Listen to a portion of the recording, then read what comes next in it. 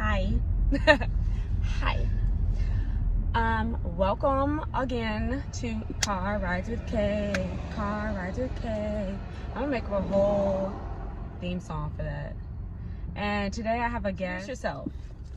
What up? I'm Nick. I work with Kaylin.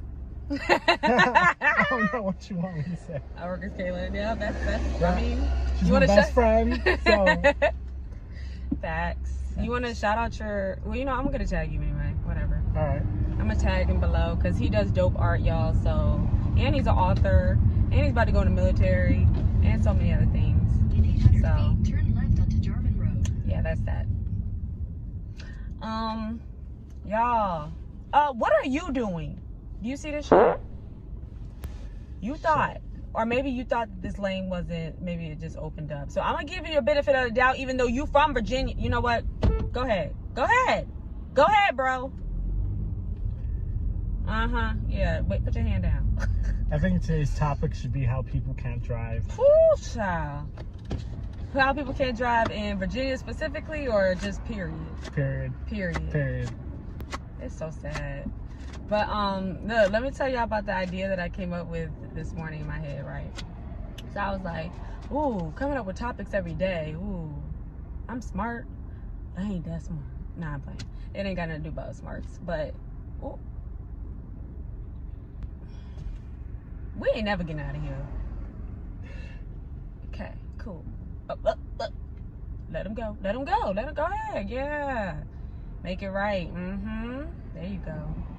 So, the idea I came up with is to get my coworkers or just anyone that I may be around to write down topics that they think I should discuss. So, I went into work today, and what did I do? Because you were there. Oh yeah, you handed them out. I was like, yeah, y'all write down some topics for me to talk about on this segment called Car Rides with Kay. And it was like, oh, cool. So, yeah. Ooh, can y'all see that? Not really. Not really. Yeah, there you go. So what I'm going to do is just kind of shuffle. Matter of fact, I'm going to let you choose it. All right. Are you going to read it to me? Do you want to read it to me too, or just? Yeah. Okay. All right. Oh, God. Let's shuffle a little bit. Now, this is not going to be an everyday thing. I'm still going to, like, topics that might be on my mind that I want to talk about, I'm going to talk about them. But today, we're going to try it out and just see how it goes. All right. See?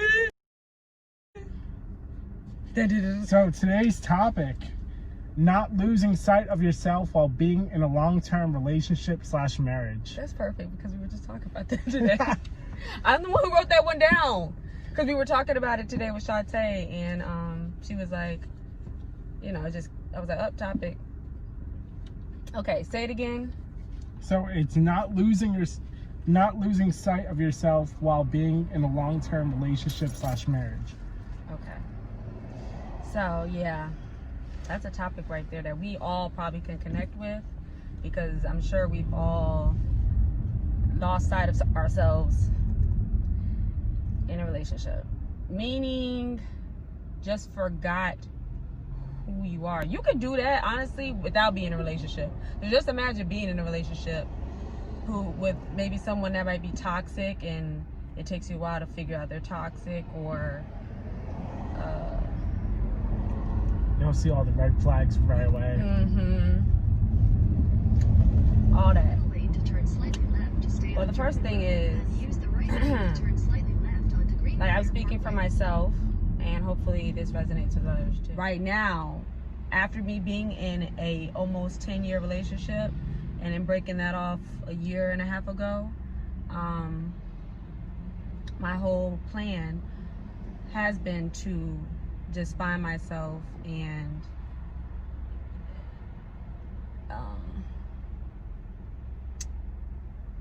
like regrow the love that I have for myself before I got back into a relationship, so that I wouldn't lose myself again in my next relationship, because I feel like that is key in order to not lose sight of yourself in your relationship. Because if you know yourself and know your worth, how can that happen?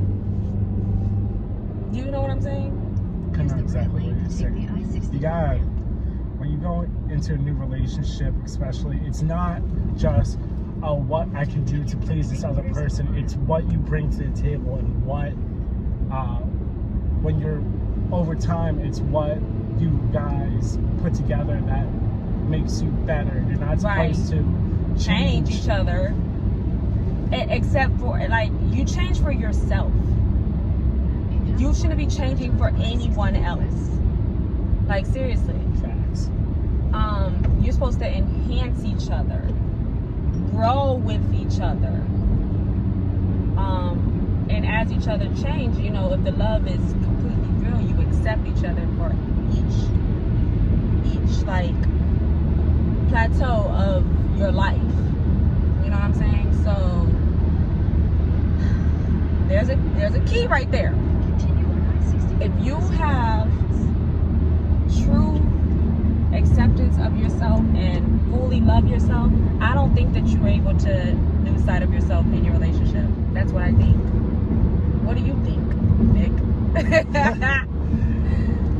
Well, you raise a good point there, and I think to build up on that is when it comes to loving yourself, you can't really love someone else until you really do love yourself. Because if you just expect all that love to come from someone else, it's not going to last. You're building on sand. It's you need that foundation of friendship with that person, and then you also need that foundation of love for yourself. Love for yourself. And the foundation of a good relationship these are pillars. Loving yourself is a pillar. Having a strong friendship with that person is a pillar. Come on, pillars. And that's really what makes the foundation of any good relationship. Yeah, I agree wholeheartedly. So that's definitely just, you know, our outlook on it is that you have to fully love yourself. I'm not talking about half love, quarter love, 75% no, 80% no, 100% love yourself. So then you're not, like, you shouldn't lose sight of yourself when you're in a relationship based off of that and other things too. But you know, everyone's different. But you know,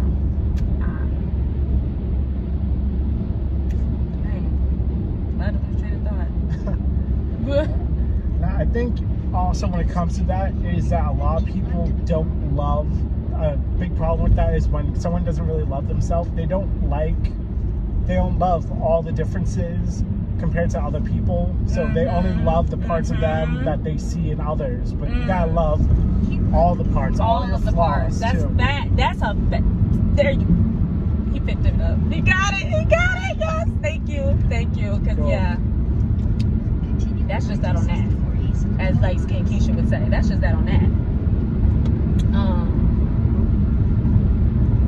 Fully having acceptance of yourself and fully loving yourself allows you to love other people for exactly who they are, and also have you know, a better discernment for other people, because you know, we also really be looking past these red flags and stuff. So you know, we get in situations with people where they might be judging you. They might always have something to say about this, that, the third that you do, da-da-da-da. You just like, you might be passing it off as, oh, they just might really care for me, da-da-da-da. Do you understand later on in life or later on in that relationship that that person might just really nag you about everything you do because they don't have full love for themselves, and they're just picking. And so then you're thinking that everything you do is wrong. That's how you lose sight of yourself. That's a whole example right there. Woo! Like, for real. You're like, damn, I don't do anything right. Like, all he wants, like, I just have to do everything that he says in this way or that way. Or, you know, vice versa. The woman doing it to the man, da-da-da-da.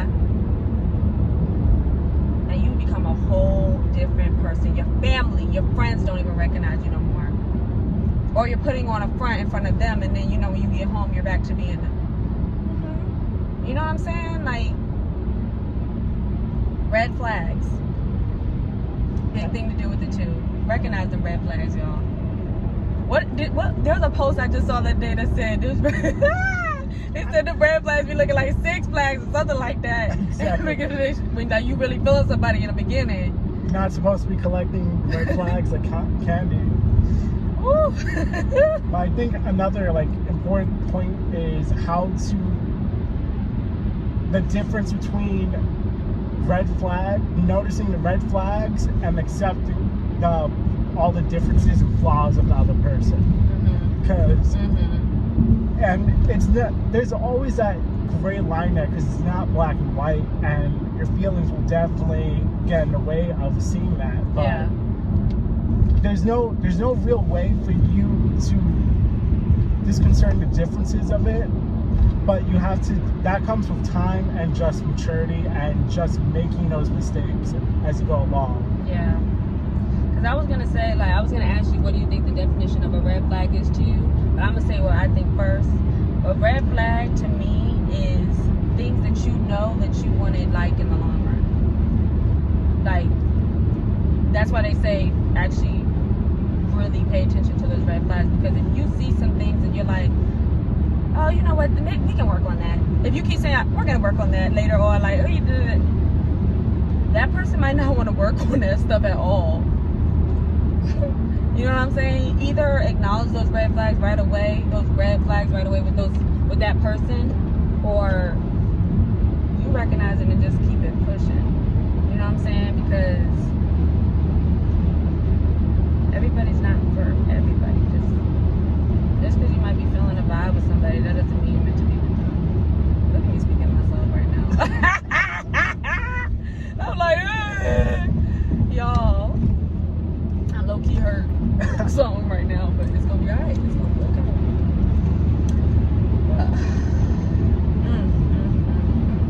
I gotta say, to me, red flags is really just noticing those harmful behaviors or signs of harmful behaviors before they happen. And a good way I've noticed red flags, a few times I've actually managed to notice them, is when those harmful behaviors keep happening over and over again, even after you've talked about it, after you've had a big fight about it, it keeps happening. And and that shouldn't happen. Like, like, happens one time. Shame on you. Shame on you, right? Shame on them. Twice, shame on you, because you should just know that by then. Oh, they're not gonna work on it. Yeah. Especially when you keep going to your ex who keeps cheating on you, keeps hitting you, and then you keep going back to them. Baby girl, baby boy. You know, let's do better. When you know better, you know better. Do better. Do better. Oh. I killed it. Okay. We'll work on it. We're gonna work on it. But yeah, y'all. But that's pretty much how we feel about not. We just gave you a key as far as how to not lose yourself when you get into a relationship, or when you've been in a long-term relationship. Because you know, once you even been in that long-term relationship, you still work on yourself daily, y'all. You still love yourself. You're still supposed to be doing this all the time, daily, no matter what. So let's just get it right, get it tight. Say it again, Nick. All right. Say it again. All right. So something I just thought of from our previous conversation was when you're in a relationship, you should make time for what you love too. It's not all about just, oh, I need to do this and that because I know it'll make my partner happy, but you gotta do what makes you happy too. Mm-hmm. So whether you're that's saying like doing things that you still love to do. Exactly. And then it's important, don't get me wrong, it's so important that you spend time with your partner doing what they love, because that's one of the 5 signs of love. Yes! So, but not for real. Yes, continue to do things that you like to do. Go ahead. And don't be embarrassed and don't be afraid. Like, and if you feel like your partner is not going to appreciate or is going to like kind of like make fun of you for the things you like to do, then I don't think that person is right for you. That's a red flag right there of them just judging you for something you like to do. Right. And we're not talking about like a little joke. Or we talking about like literally like talking down on you for doing those type of things. And it's like, oh. Like, and I think that all leads into respect too. You gotta respect the person you're with, and you also gotta respect yourself first. Yeah. Because if you don't respect yourself, then who's gonna respect you? Yeah. So. Another tidbit. That's what I meant. So yeah, continue to do things that you like, enjoy, and do things that you enjoy. You know, like continue to live your life. You just have a partner as well. You know what I'm Another saying? thing I thought of too is like when you're in a relationship and you guys don't have much in common, try to find new things That you have in both common. enjoy, yeah. Like even if you know like probably neither one of you is going to enjoy it, just try. And Right. It's fine. And Worst there's case- nothing. Like I always say, like when I'm talking to somebody, they be like, "So what do you like to do?" There's things I like to do, but seriously, if you want to take me anywhere, I'm down to try it once. Because you'll just never know what you enjoy until you do it. Exactly. You know? Always try everything. Yeah. So yeah. Thank you for tuning in to Car Rides with Kay. Thank you guys.